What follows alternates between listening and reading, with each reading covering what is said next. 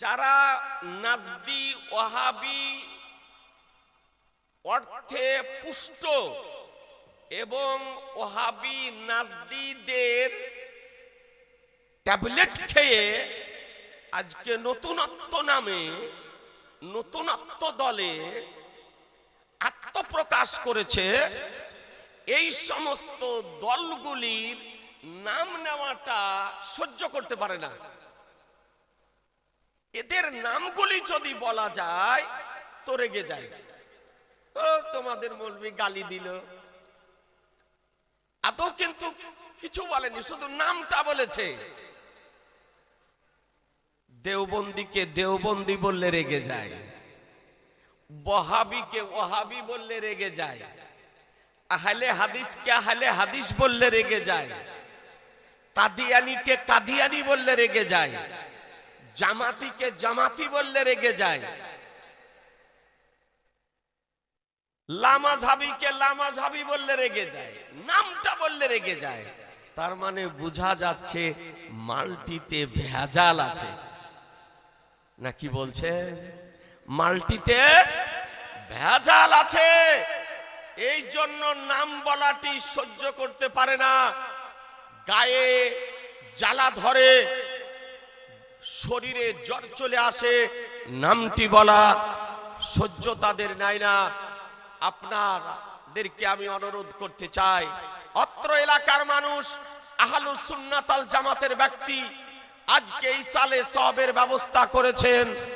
এই ইসালে সওয়াব এর ব্যবস্থা করা আহলুস সুন্নাত ওয়াল জামাতের নিকটে জায়েজ, মুস্তাহাব, মুস্তাহসান। হানাফি, শাফি, মালিকি, হাম্বলি চার মাযহাব এর বিজ্ঞ উলামায়ে কেরামগণ এ বিষয়ে একমত যে ইসালে সওয়াব জায়েজ। জীবিত ব্যক্তিদের পক্ষ হতে যে নেক কর্মসমূহ করা হয় তার সওয়াব মৃত ব্যক্তিদের আত্মার নিকটে পৌঁছে এবং তার দ্বারাতে তারা উপকৃত হন। মৃত ব্যক্তিগণ তার দ্বারাতে উপকৃত হন। সর্বসম্মতিক্রমে চূড়ান্ত এ ফয়সালা দিয়েছেন। কিন্তু খারেজি যারা, মুতাজালা যারা, তারা এই বিষয়টিকে অস্বীকার করে। যাদেরকে বলা হয় মুতাজালা, যাদেরকে বলা হয় খারেজি, এই খারেজি থেকে এসেছে ওয়াহাবি। খারেজি সম্প্রদায় থেকে এসেছে ওয়াহাবি। এরা আপনার অস্বীকার করে। আলহামদুলিল্লাহ আমরা ইসালে সওয়াবের ব্যবস্থাপনা করে থাকি। আপনাদেরকে বেশি নয় ব্রাদার, আজকের সভাতে একটি মাত্র হাদিসে কারিমা একটু আলোচনা করার আপ্রাণ আমি চেষ্টা করব। যে হাদিসটি আপনার বুখারী শরীফের মধ্যে ইমাম বুখারী রাহমাতুল্লাহ আলাইহি একাধিক জায়গাতে আনয়ন করেছেন, একাধিক জায়গাতে, এবং হাদিসটি বিশুদ্ধ সনদে বর্ণিত হয়েছে। জয়ীব বলার কোনো অবকাশ নেই, মওযু বলার কোনো অবকাশ নেই, জাল বলার কোনো অবকাশ নেই। তিনি এই হাদিসটিকে বুখারী শরীফের প্রথম খণ্ডে এবং দ্বিতীয় খণ্ডে একাধিক জায়গাতে আনয়ন করেছেন, একই হাদিস। এবং এই হাদিসটিকে অন্যান্য হাদিস বিশারদগণ, হাদিসের মহাপণ্ডিতগণ বিশুদ্ধ সনদে নিজ নিজ হাদিস গ্রন্থে আনয়ন করেছেন। আজিজানে মুহতারাম, যে হাদিসটির রাবি হযরত ইবনে আব্বাস রাদিয়াল্লাহু তাআলা আনহু। একটু ভালো করে হাদিসটি বুঝার চেষ্টা করুন। ইবনে আব্বাস, ইনার নাম হলো আব্দুল্লাহ ইবনে আব্বাস, অর্থাৎ আব্বাস রাদিয়াল্লাহু তাআলা আনহুর পুত্র আব্দুল্লাহ। তিনি হাদিস শরীফ বর্ণনা দিচ্ছেন। ইনি কে? ইনি হলেন আমার রাসূলুল্লাহর আপন চাচাতো ভাই। কারণ আব্বাস রাদিয়াল্লাহু তাআলা আনহু হলেন আমার রাসূলুল্লাহর আপন চাচা। আমার নবীর চাচাগণের মধ্যে দুইজন চাচা ইসলাম ধর্ম গ্রহণ করেছিলেন, মাত্র দুইজন চাচা। আপনারা 5 দিন 7 দিন করে জীবনী শোনা ব্যক্তি, এ মালদহ কালিয়াচক এলাকার মানুষ, আপনাদের জীবনী ব্রেনে স্টক আছে।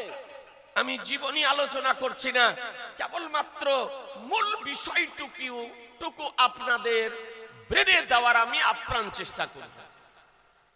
আব্বাস রাদিয়াল্লাহু তাআলা আনহু ইসলাম ধর্ম গ্রহণ করেছিলেন বদরের যুদ্ধের পর। বদরের যুদ্ধের পর তিনি ইসলাম ধর্ম গ্রহণ করেছিলেন। বদরের যুদ্ধে, যে বদরের যুদ্ধ ঐতিহাসিক যুদ্ধ, স্মরণীয় যুদ্ধ, এই যুদ্ধে আব্বাস রাদিয়াল্লাহু তাআলা আনহু বিধর্মীদের পক্ষ থেকে অংশগ্রহণ করেছিলেন। এই যুদ্ধটা একটা ঐতিহাসিক যুদ্ধ। কেন? একদিকে পিতার তরবারি, অপর দিকে পুত্রের তরবারি, একদিকে চাচার তরবারি, অপর দিকে ভাতিজার তরবারি, একদিকে জামাইয়ের তরবারি, অপর দিকে শ্বশুরের তরবারি। এই রকম যুদ্ধ সংগঠিত হয়েছিল মদিনা শরীফে হিজরত করার পর সর্বপ্রথম মুসলমান, এবং সেটা ছিল পরীক্ষার মাস। সেটা সর্বপ্রথম পবিত্র রমজানুল মুবারক মাস ছিল। সর্বপ্রথম সাহাবায়ে কিরামগণ হিজরত করে মদিনা শরীফ যাওয়ার পর রোজা রেখেছিলেন। আর রোজা অবস্থাতে এই রহমতের মাস, বরকতের মাসে বদরের যুদ্ধ সংগঠিত হয়েছিল। একটু চিন্তা করে দেখবেন, রোজা রাখা অবস্থায় সাহাবায়ে কিরামগণ যুদ্ধে অংশগ্রহণ করেন। সেই দিন আমার মহানবী সাল্লাল্লাহু তাআলা আলাইহি সাল্লাম আল্লাহর দরবারে দোয়া করেছিলেন, আল্লাহ তুমি আমাদেরকে গায়বী সাহায্য করো। আজকে যদি মুসলমানের পরাজয় যদি হয়ে যায়, মুসলমান যদি পরাস্ত হয়ে যায়, তবে আর তোমার নাম হয়তো উচ্চারণ করার মদিনাতে আর হয়তো কেউ থাকবে না। আল্লাহ তুমি আমাদেরকে গায়বী সাহায্য করো। নবীর দোয়া আল্লাহ তাআলা সঙ্গে সঙ্গে কবুল করে নিয়েছিলেন। নবীগণ যে দোয়া করেন খোদার দরবারে, সঙ্গে সঙ্গে মহান রব্বুল আলামিন সেই দোয়াকে কবুল করে নেন। মুসলমান দোয়াকে কবুল করে নিলেন। বেরাদার, বদরের যুদ্ধ শুরু হলো। এইদিকে যে বদরের যুদ্ধে আল্লাহ তাআলা নবীর দোয়াকে কবুল করে নিয়ে ফেরেশতার বাহিনী পাঠিয়ে দিয়েছিলেন। ফেরেশতার বাহিনী এসেছিল। সাহাবায়ে কিরামগণ বলেন, কোন বিধর্মী কাফেরকে হত্যা করার মানুষে যখন অগ্রসর হতাম, তো দেখতাম আমাদের পৌঁছানোর পূর্বেই কে যেন তাকে হত্যা করে দিয়েছে। যে যুদ্ধে ফেরেশতা এসেছিলেন অংশগ্রহণ করতে, এমনকি জিবরাইল আলাইহিস সালাম পর্যন্ত এসেছিলেন। সাইয়্যিদুল মালায়েকা, আপনার সিরাতের কিতাবে বর্ণিত হয়েছে, জিবরাইল আলাইহিস সালাম যে যানবাহনের পৃষ্ঠে আরোহণ করেছিলেন তার নাম ছিল হাইজুম। তিনি বলতেছিলেন, আকদিম হাইজুম, আকদিম হাইজুম, হাইজুম আগে বাড়ো, হাইজুম আগে বাড়ো। জিবরাইল আলাইহিস সালাম স্বয়ং তরবারি চালিয়েছিলেন বদরের যুদ্ধে মুসলমান। এই যুদ্ধে আব্বাস রাদিয়াল্লাহু তাআলা আনহু তিনি বিধর্মীর পক্ষে ছিলেন। আমার দয়ার নবী, মায়ার নবী সাল্লাল্লাহু তাআলা আলাইহি সাল্লাম যুদ্ধের শেষে আপনার যে সমস্ত বিধর্মীদেরকে অ্যারেস্ট করা হলো, তাদেরকে সসম্মানে মদিনা শরীফ নিয়ে আসা হলো। মদিনা শরীফ নিয়ে এসে রাখা হলো। আর যারা মারা যাওয়ার তারা তো বিধর্মী মারা গেল। ওই যুদ্ধেই আবু জাহাল মারা গিয়েছিল। ওই যুদ্ধে ওকে কলার গাছ কাটা করে আপনার কেটেছিল দুইজন নাবালক সন্তান, দুইজন নাবালক ছেলেতে।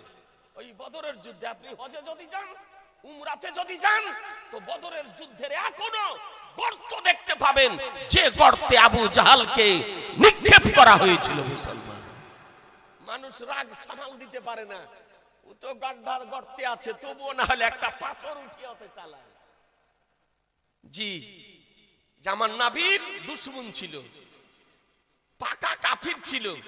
আর এই বাংলাদেশে ব্রেন্টাল, ভারসাম্যহীন, মূর্খ, অজ্ঞ আবু জাহালের বংশধর টুপি পায়জামা পাঞ্জাবি পরে আজকে সোশ্যাল মিডিয়াতে আত্মপ্রকাশ করে বলছে হাজি আবু জাহাল। বলছে আবু জাহাল হাজি ছিল, হাজি আবু জাহাল। বলছে আবু জাহাল আমাদের মতনই মুসলমান ছিল। নাউজুবিল্লাহ বলা যাবে না? একটু জোরে বলুন না। টুপি পরে আছে, পায়জামা পরে আছে, পাঞ্জাবি পরে আছে, কোরআন শরীফ পড়তেছে, হাদিসও বলতেছে, আর বলতেছে আমাদের মতন আবু জাহাল মুসলমান ছিল। হাজি আবু জাহাল, বলুনি মুসলমান না আবু জাহালের বংশধর? জোরে বলতে হবে যে জি, ই হলো ইহুদি খ্রিস্টানদের চর, ই মুসলমান নয়, এ হলো একজন কাফের ব্যক্তি। কেউ যদি কোনো কাফেরের কুফর জানার পর তাকে যদি মুসলমান মনে করে, শরীয়তের ল বলে, শরীয়তের কানুন বলে, শরীয়তের সংবিধান বলে, সে ব্যক্তি কাফের হবে। এই রকমই কোন মুসলমানকে যদি কোন ব্যক্তি কাফের যদি বলে, আর সে যদি কাফের না হয়, তবে সে নিজে কাফের হবে। তো গোটা সারা পৃথিবী জানে যে আবু জাহাল কাফের ছিল। জি, জানেন না? আর এই আবু জাহালকে বলছে আমাদের মতন মুসলমান। হাজি আবু জাহাল এ বেরাদার তো আমার নবী পাক সাহেবে লাউলাক সাল্লাল্লাহু তাআলা আলাইহি সাল্লাম এই বিধর্মীদেরকে অ্যারেস্ট করে নিয়ে আসলেন, মদিনা শরীফে রাখলেন। ভালো করে শুনুন, খুব গভীর রাত্রি। আমার রহমতুল্লিল আলামিন নবী উমারে ফারুককে ডাকলেন। উমারে ফারুককে ডাকার পর বলেন, উমার, যাদেরকে অ্যারেস্ট করে নিয়ে আসা হয়েছে মদিনা শরীফে বদরের যুদ্ধ থেকে, এদেরকে কি করতে হবে বলো, কি করা দরকার? তো আমিরুল মুমিনিন উমারে ফারুক রাদিয়াল্লাহু তাআলা বলছে, ইয়া রাসূলুল্লাহ, জীবনের লাইফের প্রথমে রোজা রেখে বদরের যুদ্ধে যুদ্ধ করেছি, একজনকে ছাড়া হবে না, একে প্রকাশ্য দিবালোকে মদিনার মাটিতে হত্যা করা হবে। যে যার আত্মীয় হয় সে তাকে জবাই করবে, হত্যা করবে মদিনার মাটিতে, একজনকে ছাড়া হবে না। উমার, ও উমারে ফারুক হক ও বাতিলের পার্থক্যকারী। জি, হক ও বাতিলের পার্থক্যকারী ছিলেন উমার।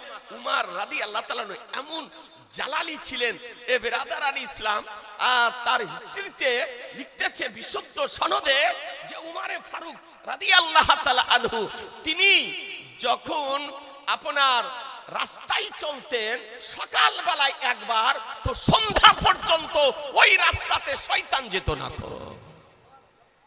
শয়তানের কলিজা পর্যন্ত কেঁপে যেত, বলতো যে এই রাস্তায় যাব না। বলে কেন? বলে সকাল বেলায় উমারে ফারুক গিয়েছে, তার নাম হলো উমারে ফারুক। বৌমারে ফারুক তার সময়কালে পাহাড়ি যদি আগুন লেগে যেত, আর হযরত উমারে ফারুকের ব্যবহারকৃত চাদরকে যদি পতাকার ন্যায় দেখিয়ে দেওয়া হতো, সঙ্গে সঙ্গে পাহাড়ি আগুন নিস্তব্ধ হয়ে যেত। তার নাম উমারে ফারুক। যে উমারে ফারুকের সময়কালে যদি ভূকম্প আরম্ভ হতো, জালজালা আরম্ভ হতো, ভূমিকম্প আরম্ভ হতো, আর উমারে ফারুক রাদিয়াল্লাহু তাআলা যদি সঙ্গে সঙ্গে পায়ের লাথি মেরে দিতেন, কসম খোদার সঙ্গে সঙ্গে জমিনের ভূকম্প বন্ধ হয়ে যেত। উমারে ফারুক রাদিয়াল্লাহু তাআলা বলছেন, ইয়া রাসূলুল্লাহ, ছাড়া হবে না, যে যার আত্মীয় হয় সে তাকে হত্যা করবে। নবী আমার বলেন, আবু বকর, বলে লাব্বাইক ইয়া রাসূলুল্লাহ, তোমার মত কি, কি করতে হবে এদেরকে? তো আবু বকর সিদ্দিক রাদিয়াল্লাহু তাআলা খুব ঠান্ডা মেজাজের ব্যক্তি ছিলেন এবং সমস্ত সাহাবীদের মধ্যে দূরদর্শী এবং দূরদর্শী এবং একজন বিজ্ঞ শীর্ষস্থানের জ্ঞানী ছিলেন সাহাবীদের মধ্যে। এই জন্য তো প্রথম সাহাবী, প্রথম খলিফা নির্বাচিত হয়েছেন।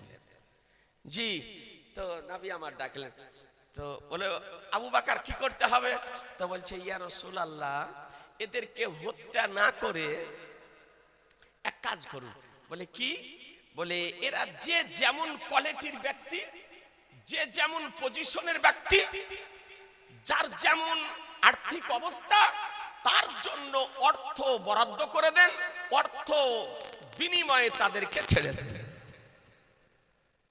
আর যদি অর্থ পরিশোধ করতে না পারে, অর্থ দিতে না পারে, তবে সে ব্যক্তি আনসারীদের ছেলেদেরকে লেখাপড়া শিখিয়ে দিবে।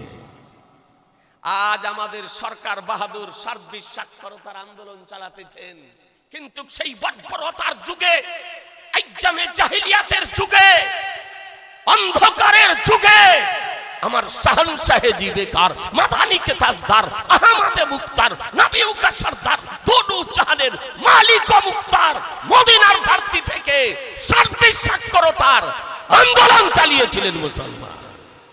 শিক্ষার কি গুরুত্ব তা জগৎবাসীকে নবী আমার বুঝিয়েছিলেন। শিক্ষা সম্পর্কে যে অমীয় বাণী, গুরুত্বপূর্ণ বাণী নবী আমার রেখে গিয়েছেন, এই রকম শিক্ষা সম্পর্কে বাণী পৃথিবীর অন্য কোন ব্যক্তি বলেন।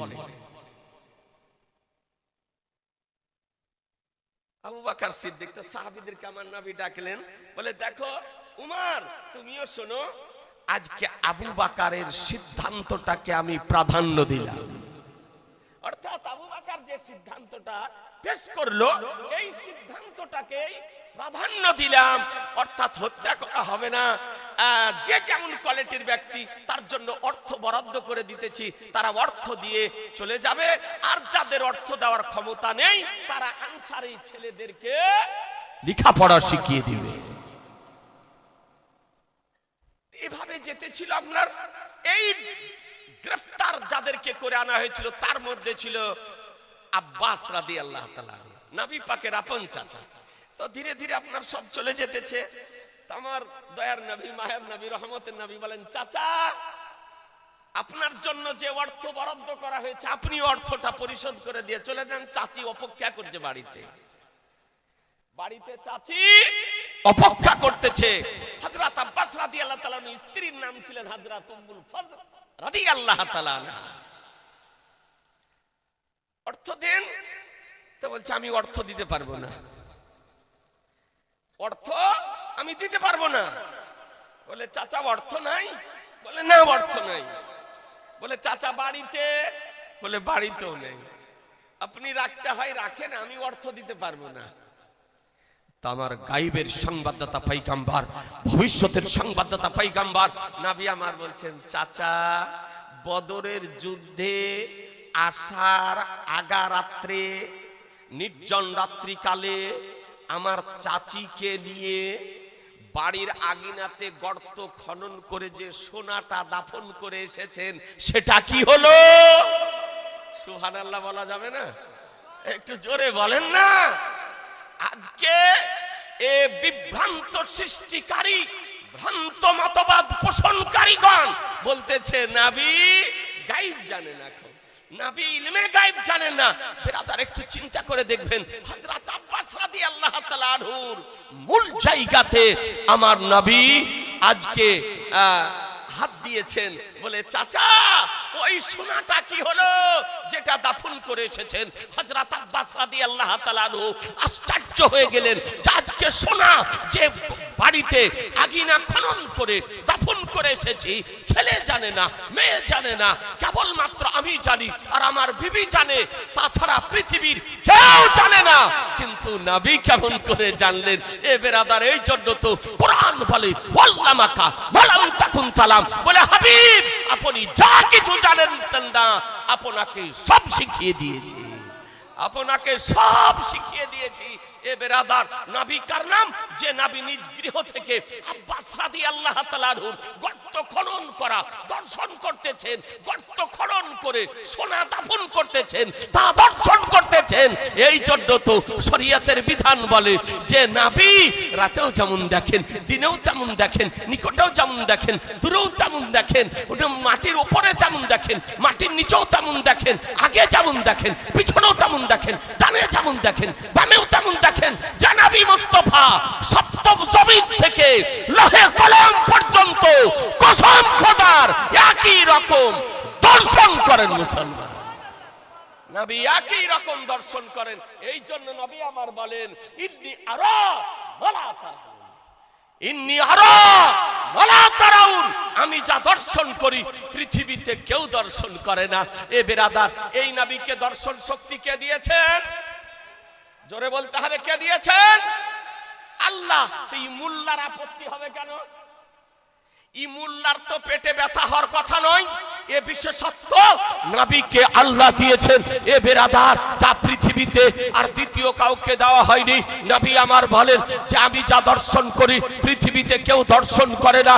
এ বেরাদার, পৃথিবীতে বহু দর্শন করার দৃষ্টি আছে, চোখ আছে। আমরা জানি পৃথিবীর বুকে মানব দেখতে পাই, পৃথিবীর বুকে দানব দেখতে পাই, পৃথিবীর বুকে জিন দেখতে পাই, পৃথিবীর বুকে ফেরেশতা দেখতে পাই, পৃথিবীর বুকে জিবরাইল মিকাইল দেখতে পাই, পৃথিবীর বুকে ইসরাইল ইসরাফিল আলাইহিমুস সালাম দেখতে পাই, পৃথিবীর বুকে মুনকার ও নাকির দেখতে পাই, পৃথিবীর বুকে কিরামান কাতিবিন দেখতে পাই। কিন্তু নবী বলতেছেন আমি যা দর্শন করি পৃথিবীতে কেউ দর্শন করে না।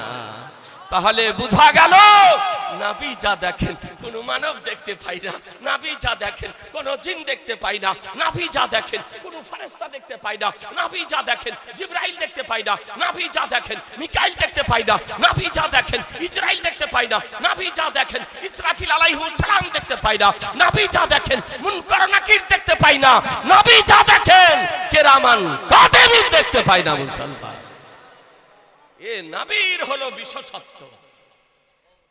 পরবর্তীতে নবীর ইলমে গায়েব দর্শন করে আব্বাস রাদিয়াল্লাহু তাআলা আনহু মুসলমান হয়ে গিয়েছিলেন। জি, মুসলমান হয়ে গিয়েছিলেন। নবীর আপন চাচা আর একজন নবীর আপন চাচা মুসলমান হয়েছিলেন, তার নাম হযরত আমিরে হামজা রাদিয়াল্লাহু তাআলা আনহু। তিনি উহুদের যুদ্ধে শাহাদাত বরণ করেছিলেন। এই দুইজন চাচা ইসলাম ধর্ম গ্রহণ করেছিলেন। হাদিসটি বর্ণনা দিচ্ছেন কে? আব্বাস রাদিয়াল্লাহু তাআলা আনহুর পুত্র, তার নাম হলো আব্দুল্লাহ ইবনে আব্বাস।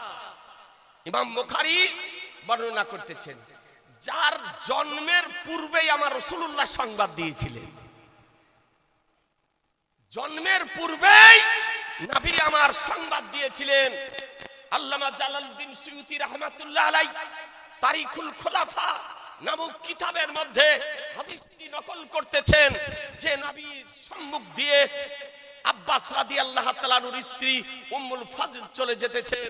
নবী আমার ডেকে বলছেন, চাচি শুনেন। আসলেন তো নবী আমার বলছেন, চাচি আপনি গর্ভবতী আছেন আর আপনার পেটে পুত্র সন্তান রয়েছে, প্রসবিত হলে আমার নিকটে নিয়ে আসবেন। জোরে জোরে বলেন না। যন্ত্র লাগিয়ে নয়, মেশিন লাগিয়ে নয়, আজকে টেস্ট করে নয়, সামনে দিয়ে যেতেছে।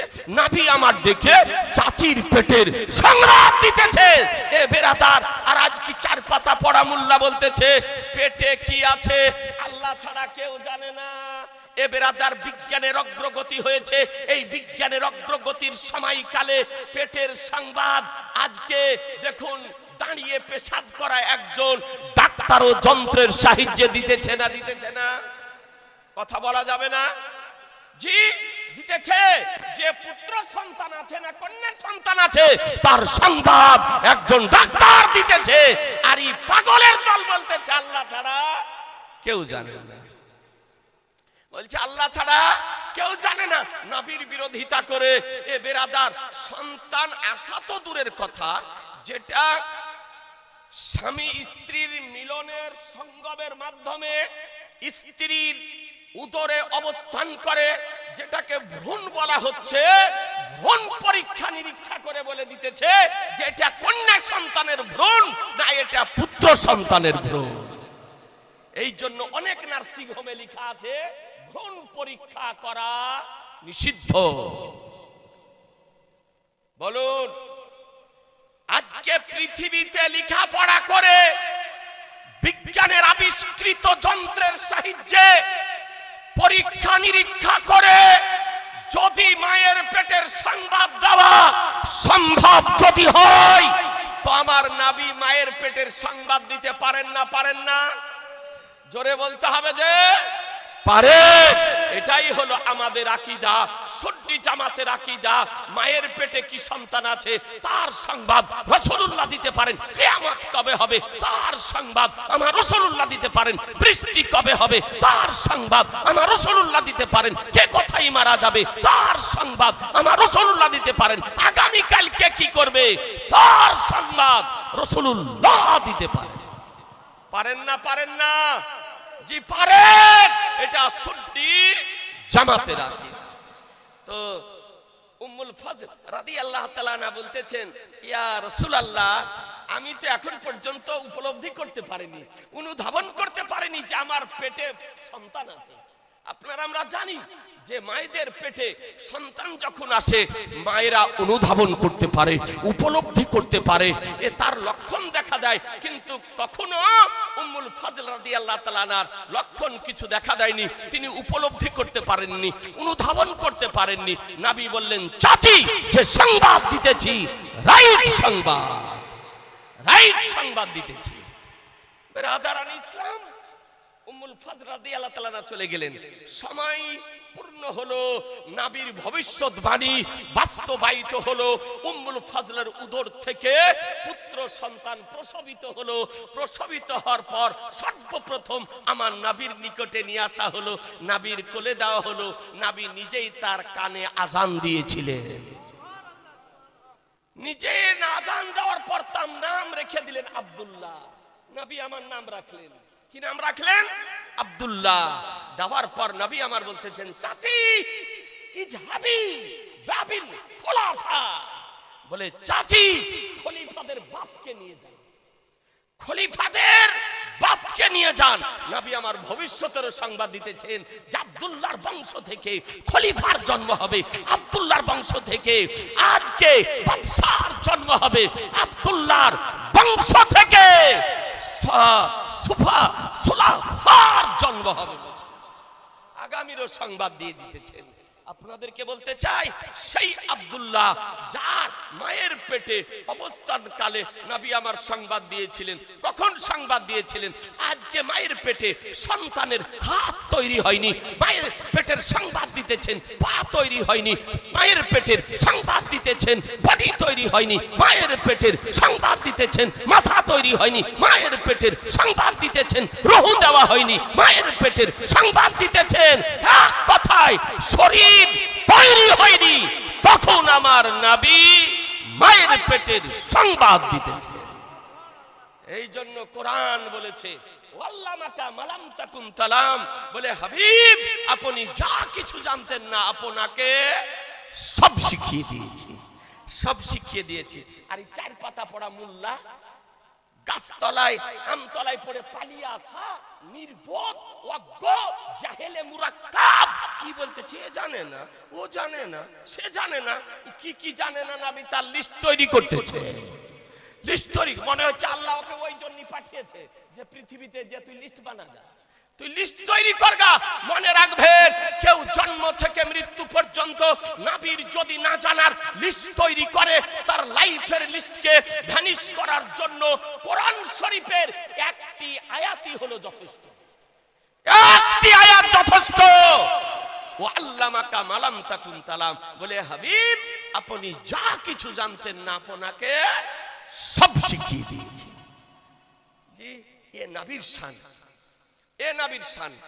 তো আব্বাস রাদিয়াল্লাহু তাআলার পুত্র, তিনি হাদিস শরীফ বর্ণনা দিতেছেন। আমার নবী পাক সাহেবে লাউলাক সাল্লাল্লাহু তাআলা আলাইহি সাল্লাম মক্কা শরীফ অথবা মদিনা শরীফের কোন রাস্তা দিয়ে কোথাও যেতেছিলেন, যেতে যেতে হঠাৎ নবী আমার দাঁড়িয়ে গেলেন। সাহাবাই কিরাম বলেন, ইয়া রাসূলুল্লাহ দাঁড়িয়ে কেন গেলেন, কারণটা কি? বলে, সাহাবীগণ, এখানে দুটো কবর আছে। সুবহানাল্লাহ বলেন, জোরে বলেন না। বলে, এখানে দুটো কবর আছে। কবর স্ত্রী লোকের কবর না পুরুষ লোকের কবর? আমার নবী বলেন, দুটোই হচ্ছে পুরুষ লোকের কবর। কবর দুটি বহু পুরাতন কবর, উপর থেকে তার কোনো চিহ্ন ছিল না, নিশ্চিহ্ন হয়ে গিয়েছিল। কিন্তু আমার নবী কবরের সংবাদ দিতেছে। পুরুষ লোকের কবর, তারা কবরে কি অবস্থায় রয়েছে? আমার নবী বলেন, দুটি কবরই আযাব চলতেছে। কি চলতেছে? একটু জোরে বলেন না। শাস্তি। আচ্ছা বলেন তো, কবরের শাস্তি, কবরের শান্তি দেখা যায়? কথা বলছেন না। দেখা যায়, রাডার ফিট করে দেখা যাবে, যন্ত্র ফিট করে দেখা যাবে, মেশিন লাগিয়ে দেখা যাবে। জিনা কবরের শান্তিও দেখা যায় না, শাস্তিও দেখা যায় না। আর আমার নবী বলতেছেন, সাহাবীগণ, কবর দুটিতে আযাব চলতেছে। দুটি কবরই আযাব হতেছে। কি কারণে আযাব, তাও আমার নবী সংবাদ দিতেছেন। বুখারী শরীফের হাদিস। নবী আমার বলেন, সাহাবীগণ শোনো, এই একজন ব্যক্তি পেশাবের ছিটা থেকে পরহেজ করত না, পেশাব থেকে বাঁচত না। অর্থাৎ পেশাবের ছিটা তার শরীরে লাগতো, কাপড়ে লাগতো, পরহেজ করত না। এই জন্য তার কবরে শাস্তি হতেছে, আযাব হতেছে। তাহলে হাদিস থেকে একটি মশলা কি পেলেন? যে পেশাবের ছিটা থেকে যদি শরীর ও কাপড়কে সুরক্ষিত রাখা না যায়, তাহলে কবরে কি হবে? আযাব হবে, শাস্তি হবে। নবী আমার বলছেন যে পেশাব থেকে বাঁচত না। আর দ্বিতীয় ব্যক্তি চুগলখোর ছিল, যে অসুখটা আপনাদের আমাদের মধ্যে আজকাল দেখা দিয়েছে। নাকি বলছেন? পরনিন্দা, পরচর্চা, গীবাত, অন্যের সমালোচনা করা, নেতার সমালোচনা করা, ইমামের সমালোচনা করা, মৌলবীর সমালোচনা করা, বক্তার সমালোচনা করা, মাস্টারদের সমালোচনা করা, সর্দারদের সমালোচনা করা। আর এর আখড়া হলো চায়ের স্টলগুলি। নাকি বলছে? চায়ের দোকান, যত দুনিয়ার আপনার কথা এই চায়ের স্টলগুলি হয়। আপনাদের দেশে হয়তো হয় না, কিন্তু অন্যান্য দেশে হয়। আমি বলছি না আপনাদের দেশে হয়, অন্যান্য দেশে হয়। এই জন্য আমাদের মতন ব্যক্তি আপনার চায়ের দোকানে 10 মিনিট বসতে পারি না। যদিও বসি, চট করে এক কাপ চা খেয়ে নিয়ে ফট করে ওখান থেকে বেরিয়ে যায়। কারণ ওখানে থাকলেই আপনার কিছু না কিছু ঘটবে। বুঝলেন না বেরাদার আর ইসলাম? আল্লাহর নবী বলছেন, চুগলখড়ি করত, চুগলি খায়া করতে থে, এই জন্য আর কবরে শাস্তি চলতেছে। মহাপাপ। গীবাত করা, পরনিন্দা করা, পরচর্চা করা, সমালোচনা করা, এগুলি হচ্ছে বিরাট পাপ। আল্লাহর নবী বলেছেন, আল গীবাতু আসাদ্দু মিনাজ জিনা। গীবাত হলো জিনা অপেক্ষা কঠিন। ব্যভিচার করাতে যা গুনাহ হয়, তার চেয়ে কঠিন হলো গীবাত করা, পরনিন্দা করা। কারো অনুপস্থিতিতে তার সম্পর্কে অন্যের সামনে আলোচনা করা, একেই বলা হয় গীবাত। এবং সেই চরিত্র তার মধ্যে যদি থাকে, আর তার মধ্যে যদি না থাকে সেই চরিত্র, আর তারপরে যদি আপনি লাগান, তো এটা তো তহমত লাগানো। সুতরাং সংযত হন, সংযত হন, সংশোধন হন। মৃত্যু আপনাদের আমাদের মাথার পাশে দাঁড়িয়ে আছে। চোখটা বন্ধ হয়ে গেলে কবরে যেতে হবে, ভয়ানক শাস্তি। আমার নবী বলেন, একজন পেশাব থেকে পরহেজ করত না, এই জন্য কবরে শাস্তি। দ্বিতীয় ব্যক্তি চুগলখোর ছিল, এই জন্য তার কবরে শাস্তি। দয়ার নবী, দয়ার নবী। নবী আমার সংবাদ দেওয়ার পর সাহাবীকে বলছেন, সাহাবী, এই সামনে খেজুরের গাছ দেখতেছ? বলে, হ্যাঁ ইয়া রাসূলুল্লাহ। বলে, একখানা ডাল নিয়ে এসো, যাও একখানা ডাল নিয়ে এসো। তো সাহাবী ডাল নিয়ে আসলেন, ডালটাকে নবী আমার চিরে দুই কবরের মিডিলে খেজুরের ডাল দুখানা গেড়ে দিলেন। সুবহানাল্লাহ বলেন, জোরে বলেন না সুবহানাল্লাহ। ওই বহু পুরাতন কবর দুটির উপরে, কোন কবর দুটি? যে কবর দুটিতে আযাব হতেছে, শাস্তির মধ্যে আছে, সেই কবর দুটির উপরে খেজুরের ডালকে গেড়ে দিলেন। সাহাবাই কিরাম সঙ্গে যারা ছিলেন তারা বলতেছেন, ইয়া রাসূলুল্লাহ এটা কেন করলেন? কারণ এর পূর্বে কোনোদিন আপনাকে এ করতে দেখিনি। মক্কা মদিনা শরীফে কোন কবরে আপনি খেজুরের ডাল দেননি, আজকে ডাল দুখানা দুই কবরে দিলেন, তার কারণ কি? তো আমার নবী বলতেছেন, সাহাবীগণ শোনো, যতক্ষণ পর্যন্ত এই ডাল দুখানা জীবিত থাকবে, হারা থাকবে, তাজা থাকবে, না শুকাবে, ততক্ষণ পর্যন্ত রব্বুল আলামিনের তাসবিহ ও তাহলিল করবে। আর তার ফলে এই টাহানি, এই ডালের তাসবিহ তাহলিল করার ফলে আল্লাহ তাআলা এই কবরবাসী দয়ের কবরের আযাবকে হালকা করে দিবে। জোরে বলেন না, কি করে দেবেন? হালকা করে দেবেন। তাহলে নবী আমার জানিয়ে দিলেন যে এর তাসবির দ্বারাতে কবরবাসী দয়ের আযাব হালকা হবে, এই জন্য তাদের কবরের উপরে আমি খেজুরের ডাল দুখানা গেড়ে দিলাম। একটু ভালো করে দেখুন, যদি গাছের, আপনি একটি মশলা কি বুঝতে পারলেন যে একখানা ডালকে গাছ থেকে আলাদা করে দেওয়ার পরও তার তাসবিহ বন্ধ হয় না। কতক্ষণ তাসবিহ করে? যতক্ষণ পর্যন্ত ডালখানা না শুকায়, শুকানোর আগে পর্যন্ত তাসবিহ করতে থাকে। একটা ফুল গাছ থেকে আপনি ভাঙলেন, একটা ফুল ভাঙার পর আপনি রাখলেন, এই ফুলটার তাসবিহ বন্ধ হয় না যতক্ষণ পর্যন্ত ফুলটা না শুকায়। এই জন্য পীর ওলি আউলিয়া বুজুর্গানে দিনদের কবরে ফুল দেওয়া হয় মুসলমান। তাহলে বোঝা গেল কি যে গাছ থেকে ফুলকে আলাদা করার পরও তার তাসবিহ বন্ধ হয় না, শুকানোর পূর্ব পর্যন্ত তাসবিহ করতে থাকে।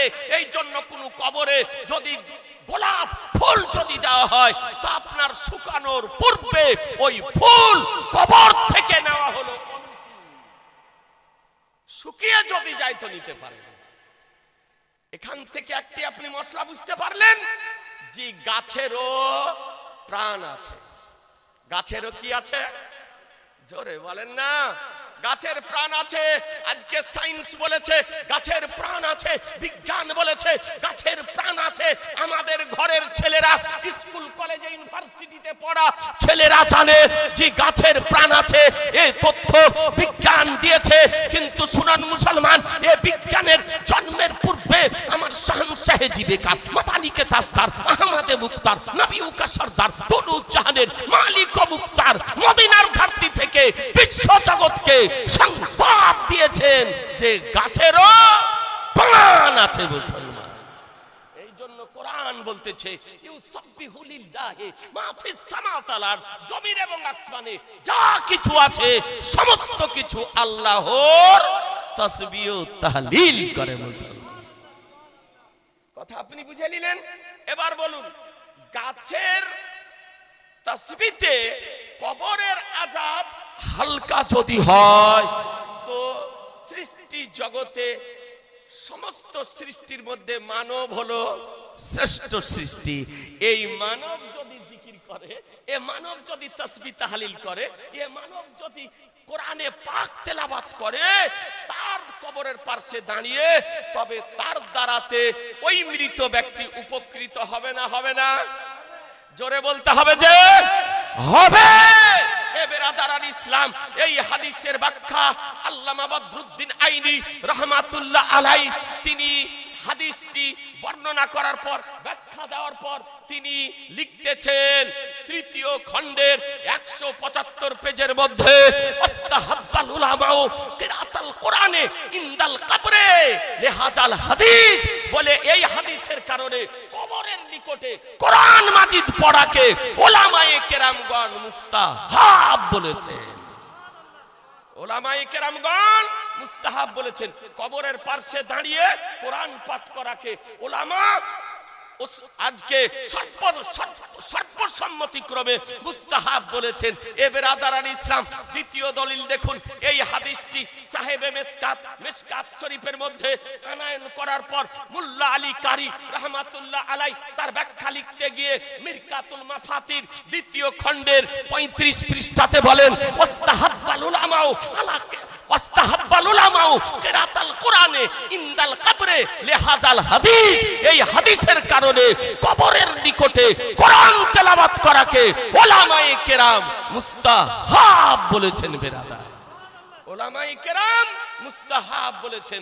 আপনাদেরকে বলতে চাই, হ্যাঁ এই ছোট্ট কবরের পাশে দাঁড়িয়ে, আল্লাহর ওলির মাজারের পাশে দাঁড়িয়ে কোরআনে পাক তেলাওয়াত করুন, সূরা বাকারা পাঠ করুন, সূরা ইয়াসিন পাঠ করুন, সূরা তাকাসুর পাঠ করুন, সূরা মুলক পাঠ করুন, সূরা বাকারা পাঠ করুন, সূরা রহমান পাঠ করুন, আজকে সূরা ফালাক পাঠ করুন, সূরা নাস পাঠ করুন, সূরা ইখলাস পাঠ করুন, সূরা ফাতিহা পাঠ করুন। কবরের পাশে দাঁড়িয়ে কোরআন তেলাওয়াত করা জায়েজ, মুস্তাহাব ও মুস্তাহাসান।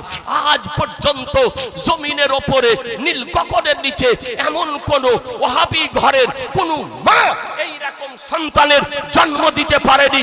কোরআন হাদিস ইজমা কিয়াসের আলোকে যে কবরের পাশে দাঁড়িয়ে কোরআন মাজিদ পড়াকে হারাম তো দূরের কথা, নাজায়েজ প্রমাণ করতে পারে। বেরাদার, অতীতেও সম্ভব হয়নি, বর্তমানেও সম্ভব নয়, ভবিষ্যতে সম্ভব হবে না।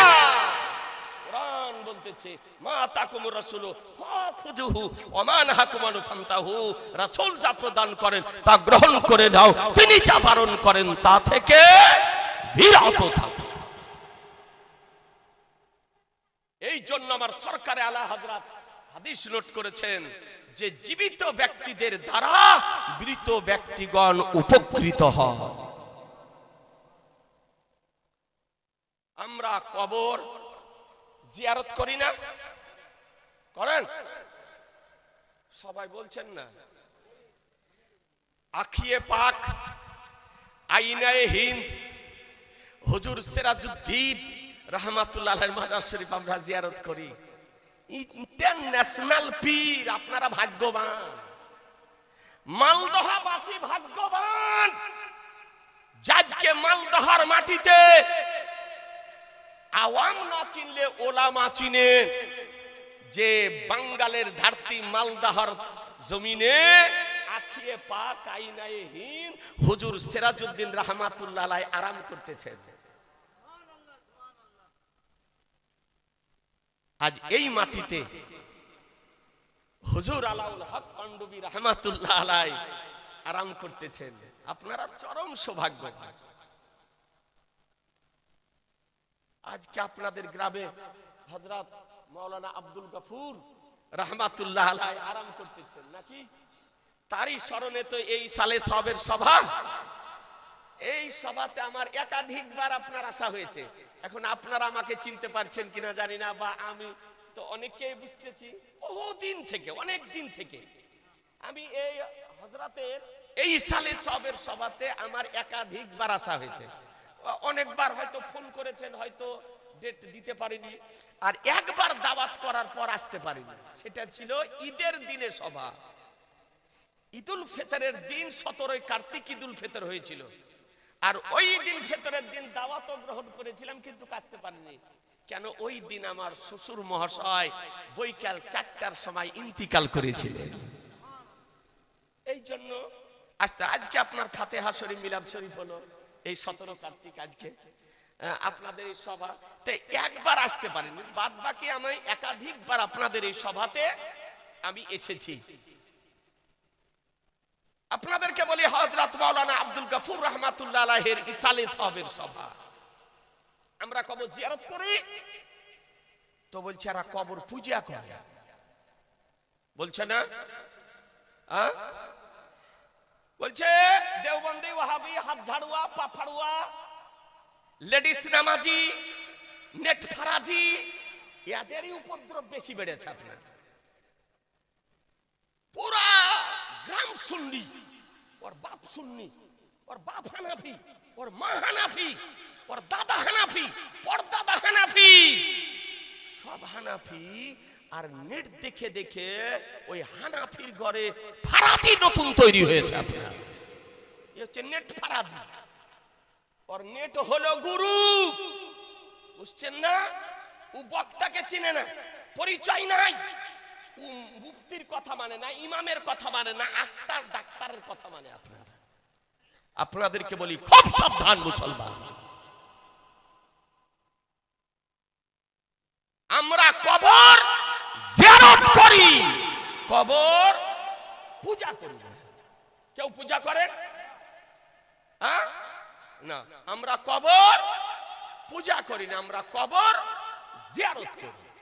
আচ্ছা, কবর জিয়ারত করা হাদিস শরীফে আছে না? নাই। এবার আদারান ইসলাম একটা আপনাকে হাদিস শরীফ দেখায়, এরা বলছে হাদিসে নাই, হাদিসে নাই, কবরের নিকটে যাওয়া চলবে না। তো আপনাদেরকে একটি মাত্র হাদিসে কারিমা আপনার দেখায়, ভালো করে দেখুন। হাদিস বলছি তো বলছে ঠিক নয়, বলছে হাদিস নম্বর কত, হাদিস নম্বর বলে দিতেছি তো বলছে সহি না জয়ীফ। সহি কাকে বলে ও জানে না, ওর গুরুও জানে না। আর জয়ীফ কাকে বলে ও জানে না, ওর গুরুও জানে না। তো জীবনে মাদ্রাসা লেখাপড়াই করেনি। এই সহি জয়ীফ হাদিসকে বুঝার জন্য 12 থেকে 14 বছর লেখাপড়া করতে হয়, তারপরেও আপনার ঠিক করে বোঝা যায় না। আর এই লেখাপড়া না করে নেট চালিয়ে আপনার বুঝে নিয়েছে, ঘরে বসে বসে মুফতি হয়ে গেছে, মৌলভী হয়ে গেছে। হ্যাঁ, এরকম হচ্ছে না? মুরলের কথা মানে না, সর্দারের কথা মানে না, বাপের কথা মানে না, ওর মোবাইলের কথাতেই ওর শেষ কথা। আপনাদেরকে অনুরোধ করব যে কোন ভাই যদি এখনো ভুলবশত কারো কোন প্ররোচনায় প্ররোচিত হয়ে বিপথে যদি গিয়ে থাকেন, এখনো তোবার দরজা খোলা আছে। আহলুস সুন্নাত আল জামাতের প্ল্যাটফর্মে ফিরে আসুন, এখনো সময় আছে। কবর ইন্তজার করতেছে, তো এই আপনার কবরের নিকটে যাওয়া বলছে শিরক, বলছে বিদআত, হারাম। তো দেখুন কবরের নিকটে যাওয়া হাদিস শরীফে আছে না নাই? আন বুরাইদা ক্বালা ক্বালা রাসূলুল্লাহ সাল্লাল্লাহু তাআলা আলাইহি ওয়াসাল্লাম নাহাইতুকুম আন জিয়ারাতিল কুবুরি ফাজুরুহা। সুবহানাল্লাহ, জোরে বলতে হবে সুবহানাল্লাহ। জি, হাদিসটি কোথায় আছে?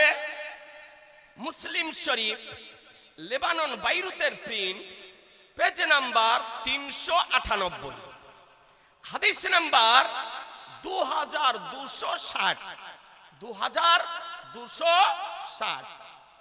মুসলিম শরীফ ভারতীয় প্রিন্ট, প্রথম খণ্ড, 314 পৃষ্ঠা, 314 পৃষ্ঠা। আর মুসলিম শরীফ থেকে সাহেবে মিশকাত, মিশকাত শরীফে হাদিসটি নকল করতেছেন, প্রথম খণ্ডের 154 পৃষ্ঠা, বিশুদ্ধ সনদের হাদিস, সহিহ হাদিস। হাদিসের অনুবাদ শুনুন। হযরত বুরাইদা রাদিয়াল্লাহু তাআলা আনহু বলেন যে রাসূলুল্লাহ সাল্লাল্লাহু তাআলা আলাইহি সাল্লাম বলেছেন, যে রাসূলুল্লাহ সাল্লাল্লাহু তাআলা আলাইহি সাল্লাম বলেন, আমি তোমাদেরকে কবর জিয়ারত করতে নিষেধ করেছিলাম, তো তোমরা কবর জিয়ারত করো। হাদিসের অনুবাদ বুঝলেন? নবী নাহাইতুকুম আনি জিয়ারাতিল কুবুরে, আমি তোমাদেরকে কবর জিয়ারত করতে নিষেধ করেছিলাম, তো ফাজুরুহা, তো তোমরা কবর জিয়ারত করো। কবর জিয়ারত করো না, এটা সহিহ হাদিস। আর কবর জিয়ারত করো, এটাও সহিহ হাদিস। এটাও হাদিসে আছে, ওটাও হাদিসে আছে। প্রথমে নবী বলেছিলেন কবর জিয়ারত করো না। একটু ভালো করে বুঝেন কেন। যখন ইসলামের প্রথম সময়কাল নতুন নতুন সাহাবায়ে কিরামগণ মুসলমান হতেছিলেন, সেই সময় তো মুসলমানের কবর ছিল না মক্কা শরীফে, মদিনা শরীফে। আর মুশরিক কাফিরদের কবর জিয়ারত করা যায় না। কারো বাপ মারা গিয়েছে, মা মারা গিয়েছে,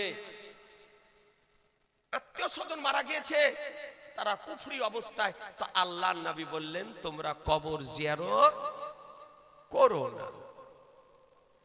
খুব সতর্কতার সঙ্গে।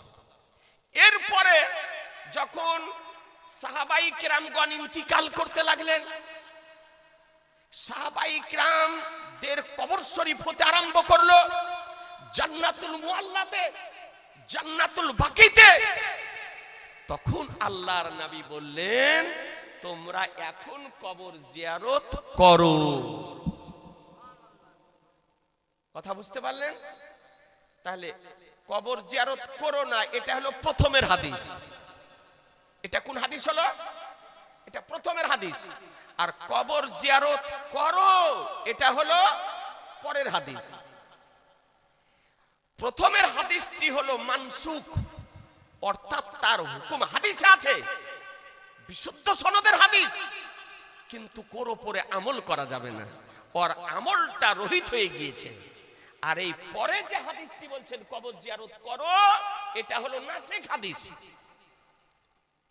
এর উপরে আমল করতে হবে পরবর্তী হাদিসটিতে। আর পূর্ববর্তী হাদিসটিকে ত্যাগ করতে হবে।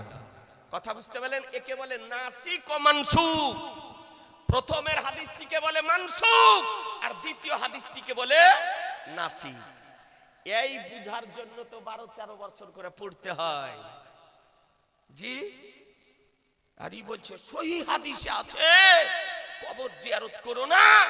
আরে পাগল, ওর পরে যে আল্লাহর নবী বলেছেন কবর জিয়ারত করো, এটা তোমার নজরে পড়ে না, দেখতে পাও না, চোখে আসে না। ওর সঙ্গে সঙ্গে আল্লাহর নবী আরেকটা কথা বলেছিলেন, ওটাও একটু বলে দিই আপনাদেরকে। আল্লাহর নবী এর সঙ্গে সঙ্গে বলেছিলেন কুরবানির মাংস 3 দিনের অতিরিক্ত খেও না। কয়দিন? জোরে। আল্লাহর নবী বলছেন কুরবানির মাংস 3 দিনের অতিরিক্ত খেও না। পরবর্তীতে আল্লাহর নবী বলছেন তোমাদের অংশ থেকে তোমাদের যতদিন ইচ্ছা তোমরা খাও। বলেন আজ বাড়িতে বাড়িতে ফ্রিজ, কুরবানির মাংস ফ্রিজে রেখে খান না? খান না? 5 দিন 7 দিন 10 দিন ধরে। তো প্রথমে আল্লাহর নবী বলেছিলেন 3 দিনের অতিরিক্ত খেও না, পরবর্তীতে আল্লাহর নবী বলছেন তোমাদের অংশ থেকে যতদিন ইচ্ছা তোমরা খাও, খেও না কুরবানির মাংস 3 দিনের অতিরিক্ত। এই হাদিসটি বিশুদ্ধ সনদের হাদিস, এ হলো মানসুখ হাদিস। পরবর্তীতে আল্লাহর নবী বলছেন মাংস খাও, এটা হলো নাসিখ হাদিস। তাহলে কোনটার উপরে আমল করতে হবে? এ জোরে বলেন না, আগেরটার উপরে না পরেরটার উপরে? জোরে বলতে হবে। পরে যে হাদিস, ওই হাদিসটির উপরে আমল করতে হবে মুসলমান। তাহলে হাদিস থেকে বোঝা গেল কবর জিয়ারত করো। তাহলে কাছে যদি কবর হয় তাও জিয়ারত করেন, দূরে যদি কবর হয় তাও জিয়ারত করতে যান। আল্লাহর নবী তে কথা বলেননি যে নিকটে যদি কবর হয় তো জিয়ারত করো, আর দূরে যদি হয় তো জিয়ারত করো না? এটা বলেছেন নাকি? বলেননি। তাহলে মুতলাক হাদিস, নিকটে যদি হয় তাও জিয়ারত করুন, দূরে যদি হয় তাও জিয়ারত করতে যান। আর একটি কথা বলি আপনাদেরকে বোঝানোর জন্য, আমরা পীর ওলি আউলিয়াদের কবর জিয়ারত করতে যাচ্ছি তো বলছে বিদআত, হারাম।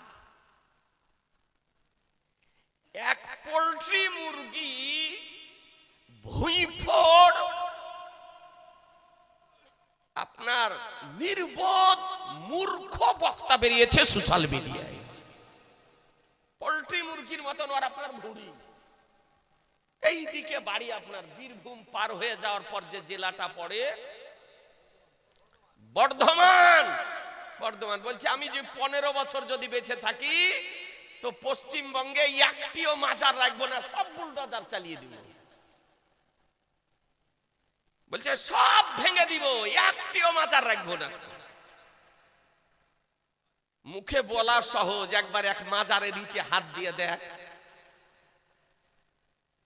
না, কি বলছেন? বলে তুই তো আজকে 4 বছর স্টেজে আছিস, তোর বাপ আজকে 30 বছর থেকে চেষ্টা করছে, তোর বাপ তো কবরে যাওয়ার মতন হয়ে গিয়েছে, 15 কেন তোকে 100 বছর টাইম দিবে। এখানে মুন্সিটোলা আসতে হবে না, হযরত মাওলানা আব্দুল গাফুর রহমাতুল্লাহর মাজার শরীফ আসতে হবে না, হুজুর আলাউল হক পান্ডবী রহমাতুল্লাহর মাজার শরীফ আসতে হবে না, হুজুর আখিয়ে পাকের মাজার শরীফ আসতে হবে না। বর্ধমানের পাশে পাথর চাপড়ি দাতা মাহবুব শাহর মাজার শরীফ, ওই মাজার শরীফের হাত নয়, মাজার শরীফের যে প্রাচীর আছে, প্রাচীরের যদি একখানা ইটে তুই লাইফে যদি হাত দিতে পারিস তো জানবো জি হালালি বাপের সন্তান। জি ও হাত যদি দেয় তো ওর ধোলাই হবে না, হবে না, ওর পাঁজরের বাঁকা বাতা খুঁজে পাওয়া যাবে না। যদি পরীক্ষা করতে হয় একবার হাত দিয়ে দেখ, দাতা মাহবুব শাহ রহমাতুল্লাহর মাজার শরীফের প্রাচীরের একখানা ইটে বলছে আমি 15 বছর বেঁচে থাকলে একটা মাজারও রাখবো না, সব বুলডোজার চালিয়ে দেব। ব্রাদার আর ইসলাম বলছে যে মাজার জিয়ারতে যাওয়া যাবে না। দেখুন হাদিস শরীফটি, আল্লাহর ওলি গণ মুসলমান না মুসলমান নয়? জোরে বলেন না, মুসলমান। উনাদেরও মাজারটা কবর না কবর নয়? কবর শরীফ। তো তাহলে আপনার আমার বাপের কবর যদি জিয়ারত করা জায়েজ হয় তো আল্লাহর ওলির কবর জিয়ারত করা জায়েজ হবে না? জোরে বলেন না। জি যাবে। আল্লাহর নবী মুতলাক ভাবে বলেছেন আল মুতলাকু ইয়াজরি আলা ইতলাকিহি, মুতলাক হাদিসকে কেউ মুকাইয়িদ করতে পারে না। আল্লাহর নবী বলেন কবর জিয়ারত করো, এই হাদিস থেকে সুস্পষ্ট ভাবে দিবালোকের নাই প্রমাণিত হয়। পিতার কবর জিয়ারত করুন, মায়ের কবর জিয়ারত করুন, স্ত্রীর কবর জিয়ারত করুন, ছেলের কবর জিয়ারত করুন, মেয়ের কবর জিয়ারত করুন, ইমামের কবর জিয়ারত করুন। আজকে মুসলমানের কবর জিয়ারত করুন, নিকটে যদি হয় তাও জিয়ারত করুন, দূরে যদি হয় তাও জিয়ারত করুন। মুফতির কবর জিয়ারত করুন, মুহাদ্দিসের কবর জিয়ারত করুন, মুফাসসিরের কবর জিয়ারত করুন, আলিমের কবর জিয়ারত করুন, হাফেজের কবর জিয়ারত করুন, কারীর কবর জিয়ারত করুন, গাউসের কবর জিয়ারত করুন, রাজার কবর জিয়ারত করুন, খাজার কবর জিয়ারত করুন, দাতার কবর জিয়ারত করুন, রাজার কবর জিয়ারত করুন। মুসলমান কবর জিয়ারত করুন। আল্লাহর নবী বলেন ফাজুরহা, তোমরা কবর জিয়ারত করো। হাদিস শরীফ বুঝে নিলেন? এবার কবর জিয়ারত কেমন করে করবেন এটাও জানা দরকার আছে নাকি বলছেন? কিছু আমাদের জনগণের মধ্যে ভুল ত্রুটি আছে। এই ভুল ত্রুটির জন্য ওই লামাঝাবি আহলে হাদিস নামধারী ওয়াহাবি ব্যক্তিগণ সমালোচনা করার একটু সুযোগটা বেশি পাচ্ছে। কবর জিয়ারত কেমন করে করবেন ভালো করে শুনে নেন।